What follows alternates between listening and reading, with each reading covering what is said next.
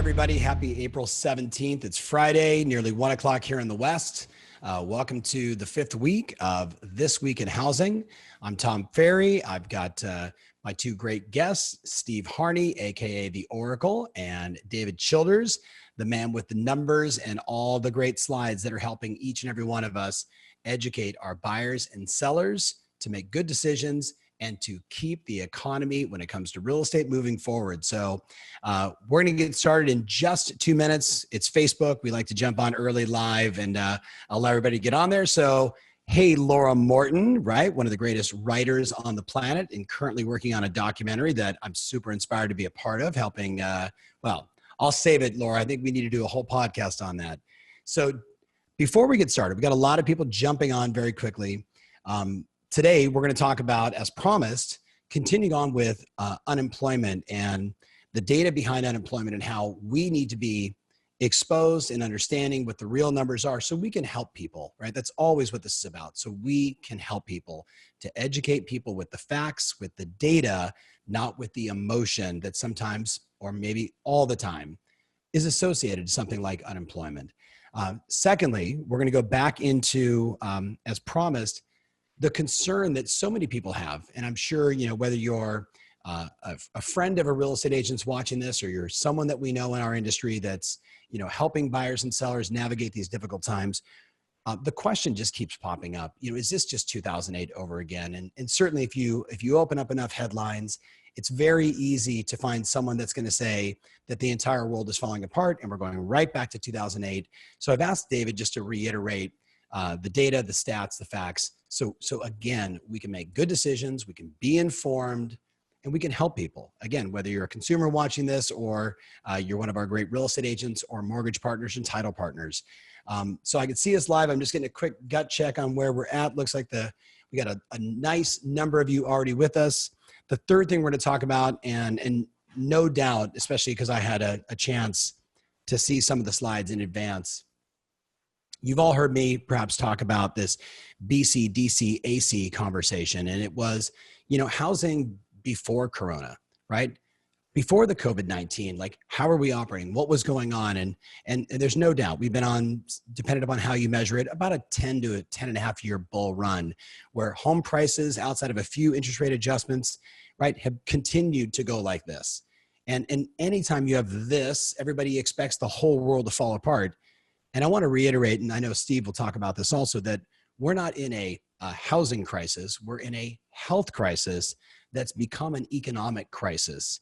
And this show is really designed to educate you so you can make good decisions, well-informed decisions, and most importantly, so you can educate your buyers and sellers. So you can educate the people that are thinking about buying their first home, or maybe even buying a second home, right? Or selling a property because they're concerned. So we're going to talk a lot about the economy today, and we're going to talk about recovery as well from some of the early data points that we have. So the last thing we're going to do is I'm going to ask if you've got a question that you post it right here live with us. And I know it's going to be hard because I'm literally going to see, you know, thousands of comments of highs and hellos. But if you've got a specific question you want to ask about the economy, about recovery, about mortgage, about housing, I'll be scanning while the guys are showing you slides to find those 4, 5, 6 questions. And then obviously myself and the team at KCM, Keeping Current Matters, we'll go back through and we'll answer a lot of the questions if we missed it. So why don't we go ahead and get started, guys? It's 1:03 in the West. I've got two guys on the East that at this point need no introduction. This is week 5. We are already over, I want to say, 500,000 views from real estate agents and from their past clients and their sphere. So first of all, David, welcome back, and thank you, my friend. Hey, thank you, Tom. I'm excited to be here. And, you know, I was thinking, you mentioned week 5, and gosh, it's been 5 weeks, right? And it's a great way, I said last week, it's a great way to wrap up the week and talk about, hey, what's happening. And so thanks for having me on. Yeah, we appreciate you, man. We appreciate you a ton. And the slides are, everyone knows that's watching, David and his team really thoughtfully take the time to look at all these data points and then put together these slides so we can post them on social, so we can talk about them in videos, so we can put them in our email marketing, which I'm so proud of you. So many of you are doing that. And again, that makes you the knowledge broker, right? That's what this whole thing is about, building and maintaining trust. So David, thank you for just you and Yeah. your team to work on these slides. I want to add one thing, and you mentioned it right there. I was going to say that. Huge shout out to the KCM crew that's been working for 5 weeks to do that. And Yeah. Tom, you mentioned everybody that's getting the message out. When we see that as a team, it makes it all worth it and energizes what we do. So thank you for sharing it, and huge shout out to the KCM crew that's working so hard to put it together. Yeah, 100%. And the man that needs no introduction, I lovingly refer to him as the Oracle of real estate. And if you've never seen any of the movies, The Matrix, Steve is that person for me. He's the guy that I've called multiple times when interest rates have jumped, when economic collapse seemed like it was about to happen. Steve is always the guy that brought me down, gave me the facts, talked to me calmly, and educated me so I can in turn do the same. He's also the guy that called the 2007, 8, 9, 10 and had already sold his real estate company and was calling all of his broker friends and saying, now was the time. You've got to do something about this, like heads up. So no one better to talk to us about the economy. So Steve, welcome back to the show. We always appreciate having you. Hey, listen, I'm excited about that. I'm going to double down on two things David said. The KCM crew, the people who work at KCM, they're working a lot of hours and they, doing research, and they each come to us with ideas, and some ideas make it and some aren't important enough. And we have to tell them, I know you spent 2 hours putting that together, but not this week. It's kind of interesting what's taking place. The only thing that I really am upset about is I kind of let David out from behind the curtain, and now everyone's realizing he was the brains of the operation right from the beginning. I kind of liked a couple of years of having it be that it looked like it was actually I was the wizard. But Tom, you were like that little Toto. You pulled the curtain and said, bring David out and let's see what happened. And I'm really glad that he's getting the accolades he deserves. Well, Steve, I know you can appreciate this. It's okay now. You could just go back to being the pretty face. Yeah. All right. Well, let's get there too. Yeah. I know we're going to talk about some heavy subjects today. Last week certainly was a lot of comments, a lot of shares, a lot of chatter. I got a lot of DMs and private messages from people thanking us for talking about unemployment, thanking us for showing the numbers. So David, I think today though we should start. We promised everybody last week that we would show even more slides and give them more data points around the concern that so many people have. Like we keep talking about BC, DC, AC before COVID, after, during COVID, and after COVID, and what that looks like. And we'll reiterate it today. But there's a lot of people that think it's BC, DC, and then death. They just think we're going right back into 2008. And we understand it because we all still have those emotional scars and wounds from that experience. So I'm going to turn it over to you, and I want you to pop up some slides. And between the two of you, let's just answer the question again and really show them intelligently, like the truth about what's going on in the economy right now. So David, fire away. Yeah. So Tom, that is the question right now that's on a lot of minds. And it really starts with what's going to heat up in the next couple of weeks. And already is this talk of recession. And when we hear recession, we're back to 2008, which our business was the epicenter of the financial downturn in 2008. We know today we're dealing with an external health crisis. So what I want to do real quick is I'm going to go through 5 data points, really 5 slides comparing today's market to 2008. Okay. And so I'm going to go ahead and share here so everybody can see that. And you should be able to see that there. So we'll start here with home appreciation. Okay. So this graphic, you may have seen it before, but this compares the 6 years leading up on the left to 2008 to the 6 years leading up to today relative to home price appreciation across the country. And just visually looking at it, you can see that leading up to 2008, we had much higher appreciation than what we're seeing today. Even some would say we had runaway appreciation at that time, almost like a runaway train, Tom, and we know where that ends up. And when we look at the 6 years leading up to today, what we know is while prices are growing and improving, and we do have appreciation, we don't have it to the degree we had leading up to 2008. In fact, in 2017, the highest year of appreciation is not even equal to the lowest year of appreciation leading up to the crash. So a very, very different picture in this country with regard to appreciation, comparing today's market to 2008, and something we want to keep in mind as we have those conversations, to your earlier point. The next piece that I want to bring in here is credit availability. So we've talked about mortgage. There's a lot of conversation about mortgage, and while we're not going to get into that, what we want to look at is mortgage credit availability. We use the Mortgage Bankers Association Mortgage Credit Availability Index. It's published each month, and the way you think about this is the higher the index, the easier it is to get a loan, and the lower the index, the harder it is to get a loan. And you can look at this index and see during the housing bubble how high it was, how easy it was to get a loan. And then what we know in our business is that after 2008, we had this pendulum swing back to stricter guidelines, to stronger requirements to qualify for a mortgage home loan. And what we know is since then, we've largely remained there in this country of stricter guidelines. And you can see it here visually that we're nowhere near where we were in credit availability leading up to 2008. And as a matter of fact, we're following this right now and doing research on it.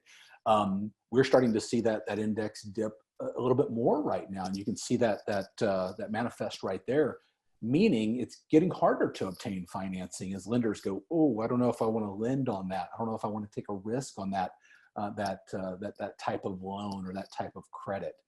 And so we're going to bring more to that, but it's suffice to say visually here and what this shows us, we can see a big difference between the credit availability that we had in 2008 and what we have today. The next slide that I want to go into is inventory.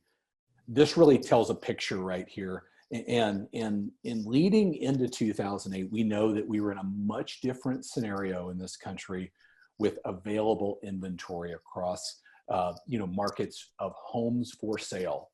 And back in 2008, you can see here on this graph that we hovered around 10, 11 months of inventory, depending on the time.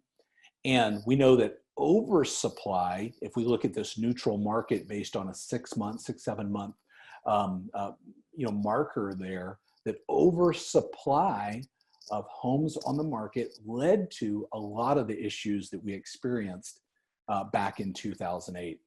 And what do we know about this year? We entered this year, we did a webinar on it back in I think early February. I can't remember, it seems like a long time ago, on the biggest issue we were facing, which was lack of available homes on the market, literally for the number of people that want to buy them. And we've reported on this, we've talked a lot about it as one of the factors of how housing is positioned this time very differently, and the economic impact we as an industry can have in pulling our economy out of this, this dip and this slowdown that we're in. So critical difference there. And just, when you look at that visually, you can see the dramatic difference in inventory from 2008 to where we are today. So I want to talk about two more slides really in the equity category as we compare the 2 years. So this is total home equity cashed out the 3 years leading up to 2008 as compared to the 3 years leading up to today. And you think about this as cash out refinances, cash out refis, okay? And so we know leading up to the crash, the 3 years prior, $824 billion with a B dollars were cashed out as cash out refis across the country. And really at that time, people were harvesting equity off of their homes and repositioning that equity into depreciating assets, funding lifestyle, going on vacations, thinking this will never end. And when we look at that comparison to today, you can see that over the 3 years leading up to today, that the amount of cash out refis in green there, 232 billion, is not even equal to 1 year leading up to 2008. A fraction of the cash out refinances that we saw heading into the housing crash. And I think it's fair to say that this is a representation of how consumers today are treating home equity and a big marker to some of the lessons learned coming out of 2008. So a dramatic difference there. Yeah, I want to jump in and just ask, because I saw this question and I thought it might be appropriate timing for both of you. So I'm sorry if I forget who asked the question, but basically the question was, is household income and real or perceived wealth a better indicator of the health of the housing market? Like she's saying, we keep talking about unemployment, but isn't household income and real or perceived wealth a better indicator of the housing market? Steve? Right, David, jump to the next slide and let me handle that one, if you don't mind. We all have to realize we're financial planners for the families we serve, because we have to take the same advice the financial services industry take, because we really manage, for most families, the single greatest asset they have, and that's their home. Most with the highest category of net worth in anyone's portfolio, and almost every American's portfolio, is their home. And we help them manage when they're moving that money, moving up, moving down, whatever the case may be. So whoever asked the question, I'm sorry we don't know the name, because I'd say great question. Because what we could look at here is right now, 53.8% of all the homes in America have at least 50% equity. So what does that mean? That means we're in a different place than we were back in 2008. And that's what David put it, this slide with this grouping. And yes, there is a lot of net worth there. 37% of all the houses are free and clear. So if we're worried about, people losing their house, well, if the prices depreciated by 100%, 37% of Americans today would have no bearing on them because they don't even own a mortgage. It wouldn't be a negative equity. And this, we changed the bottom right-hand corner. So if you've seen this slide before, replace it with the slide we have now. We've given you another slide that gave you another percentage. I like this number better. The average equity of the mortgaged homes, forget the ones that are free and clear, the mortgaged homes, the average equity is $177,000. So let's assume that prices drop 25%, and no one's calling for that. And there are three places that have said this is where prices are going to be. Have projected forward, how do you say it? AC. They're projecting prices AC. Yep. All right. Ivy Zelman, First American, and Fannie Mae. All three are not calling. They're calling for no depreciation. But let's assume they did drop it. Even if they dropped 25%, people are still sitting on about $120,000 to $130,000 equity. No one's walking away from $120,000 cash. No. Right? So if that was the question, I'm not sure that was the question, that the wealth that people have in their homes are going to make them very secure. I agree with that 100%. So I want to just throw this out to all the people that are watching. If you're one of our clients and you're in the US, and I think now a few of the provinces of Canada, there's a company called Remine, R-E-M-I-N-E, remine.com, where you could literally go in through your MLS and say, show me every house in my neighborhood or show me every house in my city that the home has zero mortgage on it. And then show me every home in my, in my community, in my farm, in the place that I serve that has more than X% loan to value. And you get a manipulate or adjust, if you will, the numbers. Knowledge is power, people. Knowledge is power. Everything we're talking about, because I got a few questions even from a beautiful gal here locally who I know real well. She's one of our clients, Summer Perry, right? Thank you for your question. The thing that we all have to remember is we're going to give you these national numbers. You then have to dig deep into your local marketplace and think about it. You're the one that's saying, here's what's happening nationally and here's what's going on in our town.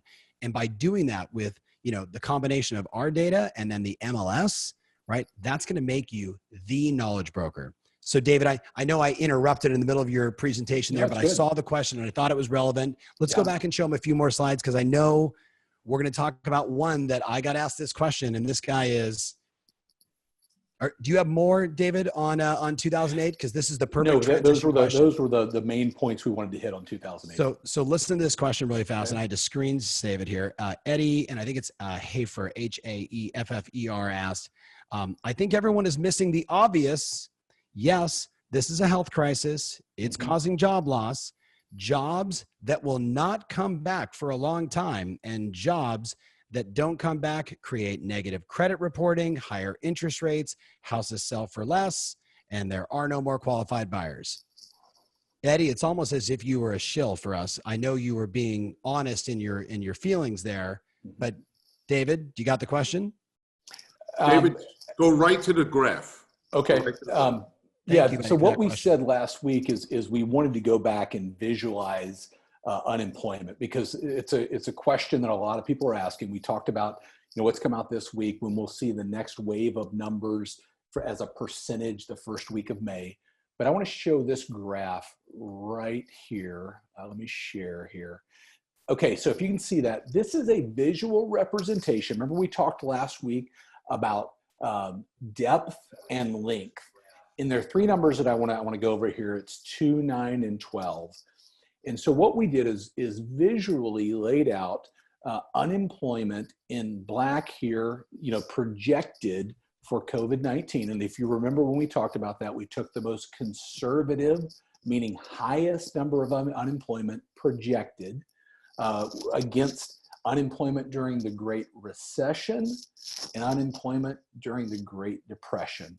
And a reminder, going back there, that length is much more important than depth. So, Tom, let's go back to that question and just, we can see here the depth, but in no doubt there are jobs being lost, and there are questions to be answered about, coming back online and things that we're watching. But what you can see there is you see depth, but you do not see the length as compared to even the Great Recession, certainly not to the Great Depression. And I think some of the fever pitch has been, this is the Depression all over again, or this is a situation like that all over again. And you literally can use this to communicate that it's dramatically different in what we're experiencing today. So, David, do you have the slide, the breakdown, the pie chart of the 314 survey? Do you have that? If you give me a second, I can pull it up. Yeah, could you pull that up? Because that might help answer that question also. Yeah. So the first thing I'm going to say about the graph that David's about to pull up is don't ever use it.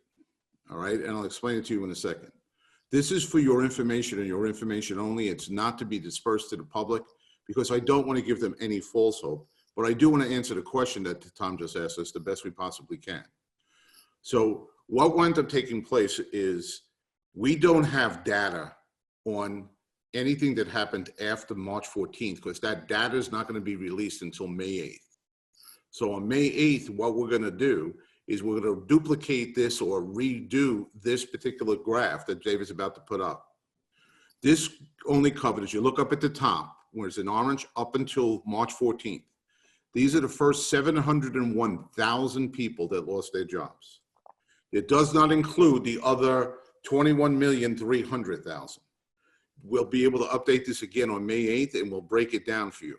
But in answer to the question of who is going to lose their jobs, we don't think that it's going to look exactly like this on May 8th, but it's going to give us a feel for what's going to be there. Almost 60%, 6 out of 10 people were either bartenders or servers in restaurants and things like that. Now, they're not all coming back, all right, because probably when we enter this, there's still going to be social distancing. So as they open up slowly, as Dr. Fauci said, it's not going to be a light switch we're turning on and off. It's going to be a dimmer switch. We're going to try things as we move forward. So it might be that if you were in a restaurant that had 12 tables, they're going to only have 6 tables. So they're not going to need as many servers. They're not going to need as many bartenders. So we know they're not all coming back right away, not until we either find a treatment or a vaccine. But many of them will be coming back. If we go down to the bottom left-hand corner, construction workers, we think that number will be a much bigger number on May 8th. But they're all coming right back to work once they can. Once they open up the states, because that is a job that they can do, and they can do social distancing easily on. And we know that the United States government knows for a fact that the housing market is going to bring back the economy. So they want as many houses built as possible. On average, the amount of money put into this economy, every time a new house is built, is a little over $85,000. And the state of Hawaii is like $175,000. So they want to go ahead and build homes. Healthcare workers, those are the people who live to work in a dentist office or work in a doctor's office. They're all coming back. I have one family member, they have to get to a dentist right away, but they can't. Those people are going to come back to work. Childcare workers, anyone with children on this call, you know you'll pay those people double to come back to work. Now, the temporary help services, we think that's going to be a challenge still. Retail trade, we made orange because we weren't sure. But what's happening in China, the original reports out of China, is people are flooding into the stores. One luxury brand store out there sold $2.7 million the first day they opened, the largest day in that firm's history. All right, so we might turn that into a blue. We're still looking for data on that. The accommodation industry, which includes hotels and the airlines, yeah, we're not sure about that yet. Will we feel comfortable getting into planes? Will we feel comfortable staying in hotels? So we're going to keep that orange. We're not sure. The other 10% are jobs that we would have lost anyway. The vast majority of that 10% are mining jobs, which this country's been losing year after year after year for several years now. So I don't know, and again, I don't want you to use this chart. I'm showing you that on May 8th, we'll be able to give you a much better understanding of exactly how many of these jobs will be coming back more quickly or less quickly. All right. But what David told you, and bring back the slide with the 2912, David. What you have here in the 2912 is we have a lot of people losing their jobs right away and coming back quickly. Unlike the Great Recession, where it took 9 years for so many of those people to get their jobs back. The length of the unemployment is what kills an economy. So we're going to go down hard, which we've been telling you since week 1 here. It's going to be a wild ride down. Buckle in, put your hands inside the car and put your helmet on. But then it's going to be an exhilarating ride up. We didn't break it down here because we're looking to just give you a visual conception. But if you look at it next year, they're saying unemployment will be somewhere around 6 to 8%, half of what it is now. So half those jobs are coming back. Then in another 12 months, the other half are coming back. We'll be back where we are now, according to projections. And again, David likes to use the word conservative. I like to use the word the most scary. The most scary projections are we're going to lose 15%. And I do think that would be the most accurate. But understand, everyone on this call, because this is what sometimes we forget every time we look at the unemployment rate. If 15% of the people are unemployed, that means 85% of the people are employed. Steve, so let's not get so caught up in the people that will be struggling to get the jobs back. We should pray for them. We should help them. We should do the things, support our restaurants. We should do all those things. But we have to realize that at worst case scenario, we can sell 85% of the houses we were going to sell. And understand, you being on this call, what that means. You're not starting from scratch when all of a sudden we're coming back. Tom is working hard, very hard, that your AC, you're going to be ready for that. You won't be starting over from scratch. You'll be like a sprinter down in the position with your foot in that little thing on the behind you, and the guy's ready to shoot the gun. And when that gun is shot, you're out running at full speed. That's what Tom's doing for you every week in all the things he does. All right. So I don't think that though I think that the unemployment situation is absolutely horrible. I think it's more like someone smacked us in the back of the head, really hard. In 2008, somebody took like a little pen and kept on tapping us in the head for a couple of hours. I'd rather take the smack, get through it, and keep on going than get that torture for 9 years. Steve, I want to make a comment, and then I have a question about that slide. Sure. The comment is, many of my clients are on the line, and they know that I've referenced my Uncle Frank, who was a paratrooper on D-Day, right, and landed 100 miles, on the other side of the enemy lines and survived. And my father-in-law, who tragically passed away last October at 94, which I guess in and of itself is a blessing. And talking with both these guys, somebody made a comment. They said, as you were going through all the different, that slide of all the different industries that have been impacted by unemployment, like, hey, I'm so grateful that I'm in real estate. I'm so grateful I'm in housing. I want to make a comment to everybody out there that if my father-in-law was here or my Uncle Frank was here, they would say to you, we were called the greatest generation ever because we stood up and we did what we had to do, right, to protect our families, to go to war, right? And our version of war right now is making phone calls and helping people sell houses in a very challenging time. Like, your war is staying at home, right? Like that's your war. And I get talking with even my VP of operations not but an hour ago, who said to me, having 2 kids under 4 and a wife that works and the 2 of us together trying to manage it all, you know, but I said to him, John, no one handed you a gun. Nobody handed you a gun, right? Like you got a job, we're moving forward. But the thing I want to say to Pam and the woman that asked the question, I just remembered her name, Pam, yes, we should be grateful we're in this industry, but make no bones about it. You know, before COVID, it was really easy and pretty much anybody could sell a house. And during COVID, it is much more challenging. And there is no doubt that there is a flight to quality like we've never seen before, right? The flight to quality is the best agents are getting phone calls every day and saying, I saw that you sold a house. My home was on the market with another agent. Can you please help me? And that's happening every day right now amongst our base. But make no bones about it, Pam, coming out of this, AC is going to be like my father-in-law. It's going to be like my Uncle Frank, right? Who said, hey, now we need to rebuild. And I would argue that if you think the DC is hard, the AC is going to be different hard. It's going to be challenging for us to work through 25, 50, 75, 100% of the lights being on metaphorically, with also the looming possibility of what if it comes back next winter, next fall? There's still going to be uncertainty. So I don't want anybody, especially my coaching clients and my pivot friends, to think to themselves, hey, when this is over, we're just going to jam again, right? We're going to be like that post-World War II generation who's got to bootstrap it up and work twice as hard to help as many people and do it differently. So I just wanted to throw that thought. Steve, Dave, thoughts on that before we transition back? And then we got a lot of ground to cover still. All right. Well, I want to transition right from that, David. If it's okay, put up the new V slide. Yeah. I did a new V slide because a whole bunch of projections just came in. So I want to see this. And then I'm going to go right to what Tom just said. We were showing you a V slide with some projections because every projection was out. That was the original one you had. Wells Fargo finally made their third and fourth quarter projections, so we can put them back on there. And we gave you exactly Goldman Sachs, JP Morgan, Morgan Stanley, and Wells Fargo. They're all still projecting the same thing. It's going to be a rough second quarter. Did I mention that buckle your seatbelt and put on a helmet and keep your arms inside the car?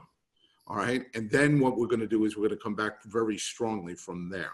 All right. Now, the reason we put the numbers in the green box is to give you some perception of what those ups and downs are going to be. All right. And the Morgan Stanley ones. So what we have here is we're still to 4 major houses are calling for that. Merrill Lynch came out late this afternoon, right before this phone call, and saying, well, maybe it's going to be V, maybe it's going to be V's ugly brother, the U recovery. We'll do some research on that and we'll get back to you. That's not an easy thing to call. We have one of our consulting firms that we deal with right now in a war inside their own offices, well, actually in their houses, going back and forth on Zoom, because the research department says, we've researched every pandemic going all the way back to 1918, and it's going to be a V. And the consulting side of the firm is saying, no, we think it might be a U. They can't even agree amongst themselves. So there is some questioning. So I like what Tom said. We have to be mobile there. In AC, we're going to have to be mobile as the lights start coming on in more and more rooms, what we can go ahead and do there. So I like what Tom's thinking was on that. But I will tell you that even though there are some people saying that it might be the ugly brother, it's not the evil cousin. It's not an L shape. No one is projecting that. That's what 2008 was. Is if you look at a tennis ball, right now what most people are projecting, the vast majority are projecting, we have a brand new tennis ball. We're going to hit the ground, it's going to bounce right back up because it's got all the bounce in it. Some people, a U shape is the ball's been worn. We've had it for a year. When you bounce it, it still bounces up, but not as quick. 2008, we had a dead tennis ball. You threw it on the ground, it stayed there and rolled away from you. All right? So we don't have that evil cousin, the L-shaped, but we might have the ugly brother. And he's not that much uglier. But I will tell you that there are more people, even though there's some people saying that, there are more people saying exactly what we have. And let's go to the COVID slide, the V slide, the next one, David. This is John Norman, head of cross-asset fundamental strategy at JP Morgan. Said, what's today's date? Said 7 days ago. The COVID-19 recession might only be 1 or 2 months old, but a few signs of the always hoped for V-shaped recovery are starting to emerge. So the vast majority of people looking at this say still it's going to be a V-shape, but you're going to hear some word out there that it might be the ugly brother, the U. All right? And we'll report to that as it comes on. And the reason those questions are there, go to the next slide, David, is because as Goldman Sachs said 3 days ago, did I mention that we named our company Keeping Current Matters? Did I mention that anywhere along the line here? Because we believe that keeping current matters. 3 days ago, this is what Goldman Sachs said. If policymakers manage to thread the needle between continued virus control and a gradual reopening of the economy, the level of GDP should begin to move higher in the months ahead. So what are they saying? Well, they've decided we're going to open the country, and they put it to a plan, and now they're going to thread the needle of that plan. And David said so well to me earlier this morning. He said, do you ever try to thread a needle, Steve? And I said, my eyes are so bad right now, I can't even see the needle, never mind the thread. So threading a needle is not easy. And that's what we're asking the government and the governors, the government at the national level and the state level to do, along with the businesses. This is going to be a little tricky. But again, what are most people projecting? What is the best available advice we can give at this moment in time? They're going to accomplish it. This is America. We do remarkable things. Now, I will tell you that even the business is saying, well, you know what? We maybe we were a little bit too optimistic right at the very beginning. Remember we told you right at the offset, everyone was like gung ho, 66% said we'll be open in a month, and another, whatever it was, 24% said we're going to be open in within 3 months.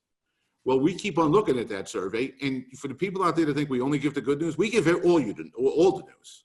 We don't categorize news as good news or bad news. We categorize news as the news. It's nice and simple. Tell you the truth, trust your intelligence. So on this survey that we showed you, and just concentrate on the red numbers going down, what is happening is less and less businesses are saying that they can open in 30 days. It's going to take them a little bit longer to open up than they originally thought. They got to get their feet underneath them. And the longer we go, the more they have to get their feet underneath them. So take a look at a restaurant. Week 1, yeah, we're going to open up tomorrow. If they get a cure, we're tomorrow. Now they have to clean that restaurant out of all the food that may be in the refrigerators. That all has to go. So every business is going to take some time to get going. But even if you look all the way to the right, the April 14th survey done 3 days ago, we're talking about 61, more than 6 out of 10 businesses still say within 90 days they're open and ready to go. So again, we have 85% of the people still working. In the worst case scenario, 15% are unemployed. In the worst case scenario, though I do think that would be the accurate call. All right, we still have 85, and those other 15% is going to take them a little bit of time to get back to work, and then we're going to be at full steam again. All right, but I want everyone to understand there's no magic pill here. There's no magic map here. So when Dr. Fauci says, don't tell me to pick a date because then you're going to hold it against me, and I don't know if it's going to be 90 days or 82 days or 112 days. All I know is we're moving forward pretty rapidly. And I do think, all said and done, we're going to have a treatment and we're going to have a vaccine sooner than most people think. That's what is the news now. So this is what I will tell you, and this is the best advice I can give you, then we can open up to questions and answers. Ladies and gentlemen, just get ready. Keep on working. What Tom said before, this is crucially important, what Tom said before about, I always argued you needed the macro data. You always wanted to tell me the local data. And I said, well, you need to know what's happening in the country too. Now everyone's putting out everything that's happening in the country. Now we're forgetting the local data. If you're in a marketplace that houses are being listed, if you're in a marketplace where houses are being sold, and I'm not talking about closed sales because we don't want to give them false hope. Some of that was done before the coronavirus ever got here. They're just closing now. But if you have houses going into contract, blast that from the mountaintops. Because there are some people in the public that think we're out of business. And in many parts of the country, we're not. In most parts of the country, we're not out of business. We might have in some parts of the country one hand tied behind our back. We may in other parts of the country have both hands tied behind our back. Some parts of the country, they might have already put us in a straitjacket.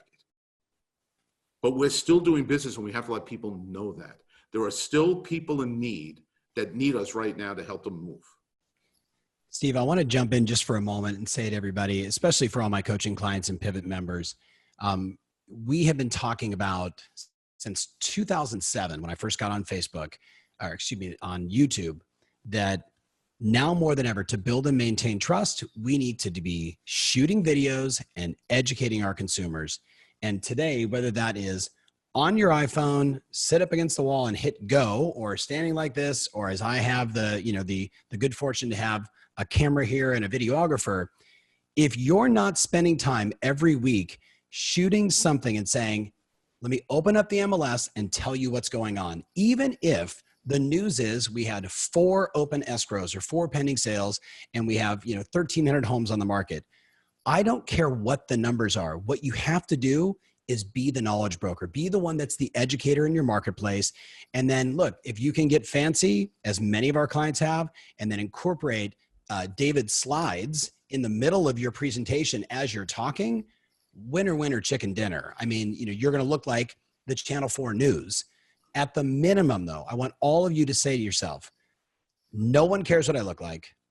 Be the educator. Just get out there and start shooting videos on a weekly basis by looking at the MLS and the stats every day and talking about it. And Steve, to your point, I want to caution everybody, be mindful.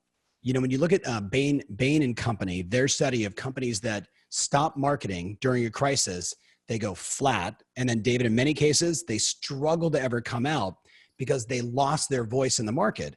Where good agents, like many of us on the line, we continue to market, and those companies have big lifts coming out of it because they built up trust. The most important thing is the way you message that sale today. So it's not the just sold card, look at me, highest price, or whatever we've done in the past that we were trying to stand out.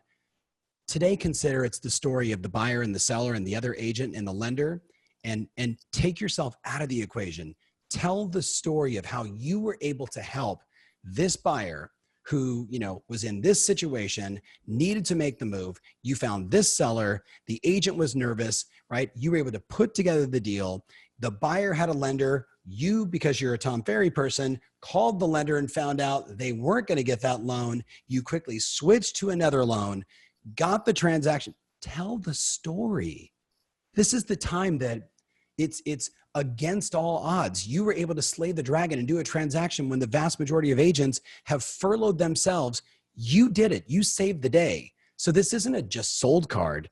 This is really a tell the story of how you did it card.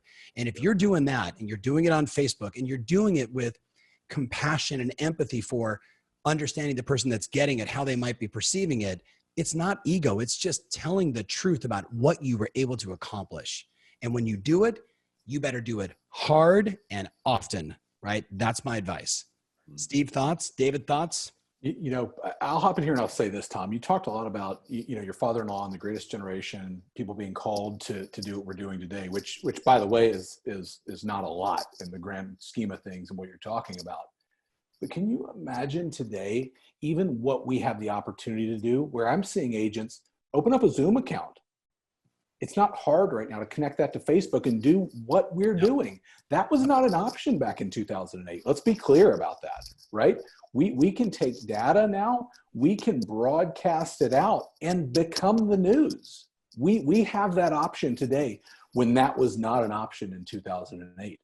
And being able to do that in our business right now is making a difference. I was on the phone this morning with a coach with Brittany on your team. It filmed one yesterday and was great. We were showcasing it to KCM members and just people out there every day making a difference through just doing a little bit more.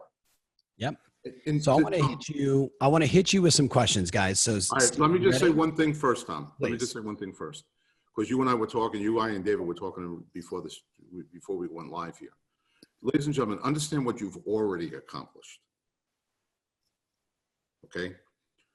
In 2018, they did a lot of studies about what happened in 2008, and every study came out saying the same thing, that the panic that existed in the American population back then caused it to be much worse than it really had to be. People panicked and did stupid stuff. So when this was happening this time, a bunch of people got together, a bunch of great agents. Tom, he asked us to come along for the ride and said, we're not going to let that happen again. We're not going to let the panic make it worse than it needs to be. The people that are on this call right now, I think you might have already accomplished that. We've taken the panic out of the market, and now we're moving forward. Now, I'm not saying you still don't have panicked competitors, maybe even people in your office that are still hiding under the bed. Tom told you 2 weeks ago, let's drag them out because we need a big army. I think a little bit differently. Let them sleep there. All right, I'll just work this out and I'll show by example that they should come out from under the bed. You did something amazing already. We just have to keep it going. You have a question, Tom? So first of all, I just was looking, thank you, Steve. And I'm looking at the comments and I hope all of you are taking the time to go through and look at the comments of the number of people that are saying, we're selling houses like crazy. There's no inventory. We've got multiple offers. Like stay away from the traditional news, my friends, because if you do, you're going to think that the whole world is over. And I'm not saying don't be informed. I'm saying have a filter. Have a filter. Get the information that you need. Get your local government news that's about opening up or dates, but don't get involved in anything else because everything else is going to throw you into a titty. Get into the MLS and look at the stats. And what you're going to find is, yes, there's maybe less transactions, most likely less being done, but there's transactions being done. And that's what we need to focus on and get you in front of those buyers and sellers to help them. Okay, guys, I'm going to hit you with a bunch of questions. You ready? Steve, what if we're in a city where the appreciation has grown exponentially over the last 4 to 5 years? Shouldn't we naturally see a ton of price reductions and a massive decline in prices? I don't know. The prices are determined out. It's all kind of what city you're in, very obviously. You know, in New York, they've been seeing some challenges for the last 2 years. Yep. Well, in the, what do you say, the BC era of Manhattan real estate, yes, they were already struggling. You know, first we had a tax situation with assault, and then the state of New York decided they were going to put a mansion tax on things, and people started scurrying out of New York. Yep. So they've been in a challenge for some time, and I think that that will continue to be a challenge. Now, will some of those people blame it on the coronavirus? Yeah, maybe, but they were in a challenge already. I don't think it had, you know, coronavirus might have added a little fuel to that fire, but they wasn't the cause of that fire. All right, but I think in the most place, to make it nice and simple, the price of anything in the world is supply and demand. Yep. That's the price of anything in the world. How much of it is available and how many people want to buy it? If the supply is limited, well, let's say the supply isn't limited. Let's just say the supply is overloaded, like we had in 2008, and demand was limited, prices must come down because the person selling whatever that item is has to lower their price to what these buyers will be willing to pay. In the reverse market, where there's a lack of supply but a very high demand, yep, the exact opposite happens. So what winds up taking place, prices continue to rise. Now, again, as I mentioned before, there are three so far. There are three entities that we respect highly, and I haven't seen any entity say the other way. I mean, are there guys with YouTube channels that are predicting the end of the world for the last 15 years, saying that we're going to have Armageddon? And by the way, they sell a book that if we're in Armageddon, you know, this book will save you. Yeah, there are those people with YouTube channels. All right, but I'm talking about real, reliable resources. There's only three that have come out so far. First American came out this morning saying there will be no depreciation. I forget if it was Fannie Mae or Freddie Mac, one of the two, came out yesterday saying there will be no depreciation. And Ivy Zelman is calling for a 3% appreciation this year and 4 point something next year. So we're not looking at red bars. Now, again, if you're in a community or a price point where you have loads of inventory, then you may be. But we also have to realize that something is going to be interesting happening here, because the whole social science piece of this is, will a person that was living in a high rise and every single day being afraid to get in that elevator and press that button because they don't know who was in the elevator the second before pushing that button, will they now look for that retreat 3 hours out of the city? So I think there's a tremendous amount of opportunity there. Steve, this question was asked 3 times. Is this the start of de-urbanization? De-urbanization is pretty crazy, but I do think, like in a high end, I don't know that they're going to sell necessarily their place in New York. They might downsize it. I don't know if they'll sell it, but they're going to look for a retreat someplace. Now, for the people with a lot of money, they're going to look for a retreat on maybe the Jersey Shore or maybe out, in the Hamptons, someplace that they can escape to should anything like this ever happen again. There are people already talking about that. All right. And for the people with a little less money, maybe they're going to go to the mountains of Pennsylvania or up to the Catskills and get a little lake house up in Saratoga or something, outside of Saratoga. All right. But I do think there's going to be a drive there. Now, do I also think that there might be some migration? There's been a migration out of some of our bigger cities for a while now. Yeah. And I think that might be included. But right now, we're just trying to get through, as I told you from day one, let's make a 90-day commitment and a 30-day plan. So I think we could keep our minds open to that. We should be prospecting those people. I think we should be nurturing those leads and be ready at AAC to go ahead there. But we haven't done that research yet. That's probably that research for us is probably 30 to 45 days out. So I'm watching the comments here, guys. Look at this $34 million home in Hananale, and I can never say that wrong, but in Hawaii, right? So we just saw that. Portugal checking in. Prices are the same, but we're getting low offers on everything. No shock, right? The Germans, everybody's racing over to buy that beach house over in Europe. That makes a ton of sense. Big shout out to Saratoga. Yes. Another interesting comment that was made, Steve, and I'm curious, David, maybe on your end, David. Yeah. So this person says, hey, in my area, and I'm sorry, Linda, I didn't catch your last name, but I saw the comment. In my area, we're seeing price reductions everywhere and we're struggling with appraisals. Mm-hmm. So David, you're 20 years in finance. What does someone do when they're struggling with appraisals? Wow. I think so first of all, with appraisals right now, we're seeing things happen differently. We know that in a number of different places being done, in a drive-by kind of scenario, not traditionally there. I think with what Steve mentioned and what we're looking at is appreciation across the country and appraisals right now holding with that. Now there is, I will do this, Tom. We track the gap between what the homeowner expects and what the appraisal comes in at. We can bring that data back. I can go back and look into that and get our team on that. But I would love to see that. Now, what's that? I said, I think we'd all love to see that, just as an additional data point, especially for some of the areas where appraisals, because it's not every nook and cranny of the country, but we're seeing it in certain parts of the country where appraisals are an issue right now. Yeah. So we can definitely put that down and bring that. Tom, answer me this, because the question, I'm not saying the question didn't make sense. I'm saying I'm confused. If prices are going down, when they say they're having a problem with appraisals, because usually in a market where prices are going down, you have no problem with appraisals because they're under what the houses used to sell for. Are they saying they're having a problem getting the appraisals done, or that the value is not coming in? Values. Got it. Values. Okay. We can definitely look at that. Yeah. Just look at this, guys. So then I just, again, because of, our exposure and the clients we have all over the world, but right here, Pat Samuelson in Fontana, California, just received 4 offers after 5 days, all over asking. Wow. And so someone clearly in Fontana forgot to tell the consumers that the world has imploded and that it's 2008 again. Now, for my friends in New York City, by the way, Karen Stone, I just saw 2 closings and a rental all done virtually.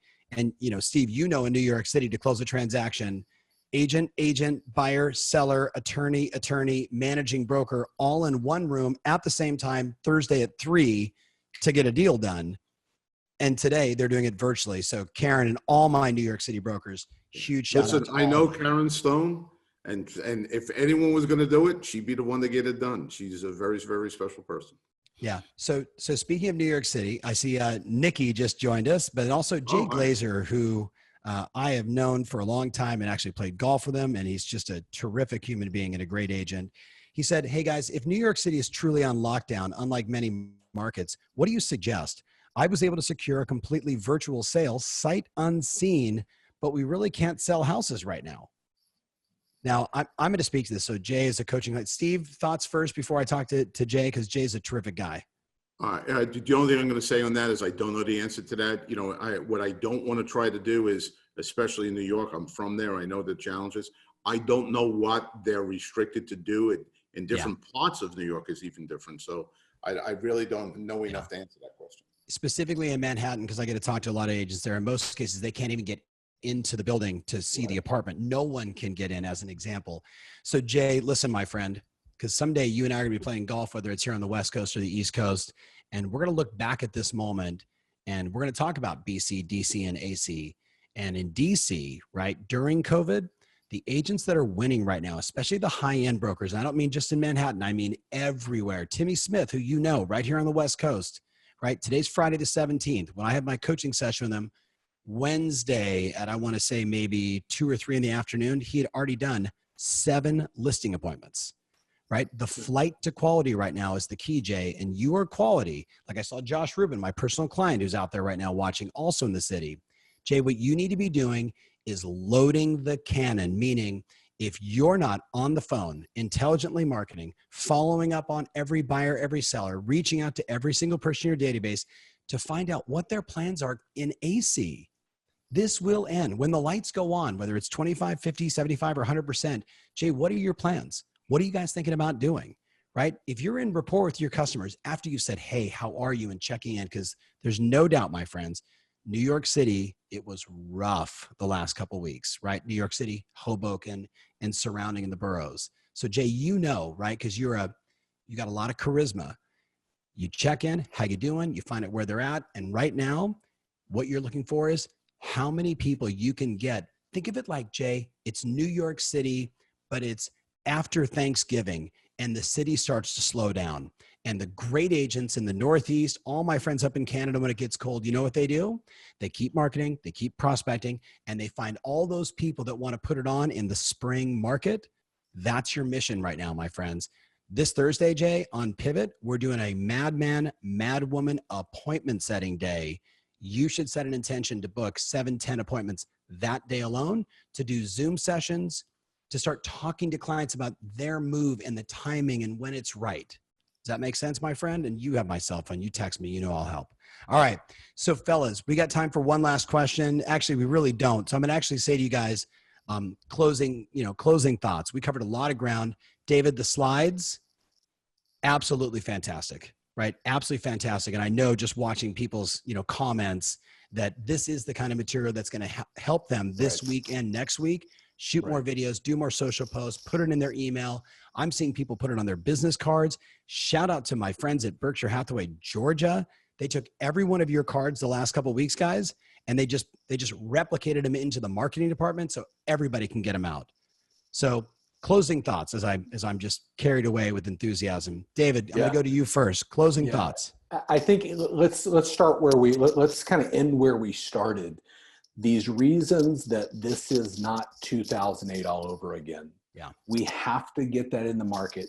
The area that when I talk to agents, when we talk to KCM members across the country, the challenge with that at times is that we can fall prey to the knowledge that we know, but that consumers don't necessarily know.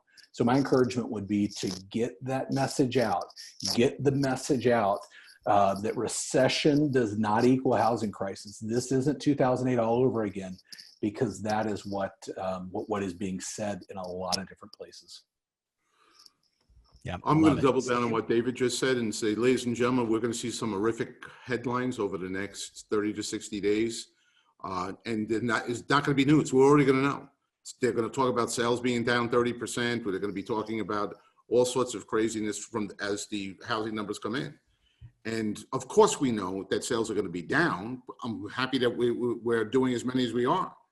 But that headline, when it comes across, is going to make your client think that nothing's happening, that the world is crashing.